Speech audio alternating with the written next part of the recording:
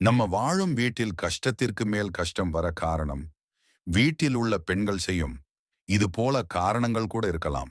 இது தெரியாமல் நீங்கள் கூட செய்து கொண்டிருக்கலாம். தலைமுடியை விரித்து போட்டு வீட்டின் பூஜை அறையில் விளக்கேற்றக்கூடாது. முடிந்த வரையில் வீட்டின் பூஜை அறையில் பெண்கள் புடவை அணிந்து பூஜை செய்ய வேண்டும். சுமங்கலி பெண்கள் வெறும் நெத்தியோடு இருக்கக்கூடாது. பெண்கள் மாலை 6 மணிக்கு மேல் தலை சீவக்கூடாது. சூரிய மறைவுக்கு பின் துணிகளை காய வைக்கக்கூடாது. கணவனை முதுகில் அடிக்கக்கூடாது. மனைவியின் கையில் லட்சுமி வாசம் செய்கிறாள். கணவனின் முதுகில் மூதேவி கூடியிருக்கிறாள். தரித்திரம் வரும் வீட்டில் உள்ள யாரையும் தலையில் அடிக்கக்கூடாது. அது கஷ்டத்தை வரவழைக்கும். மாலை 6 மணிக்கு மேல் யாருக்கும் உப்பு சர்க்கரை மிளகு யாசகம் தரக்கூடாது. இரவில் சமையல் அறையில் பாத்திரங்களை கழுவாமல் வைக்கக்கூடாது.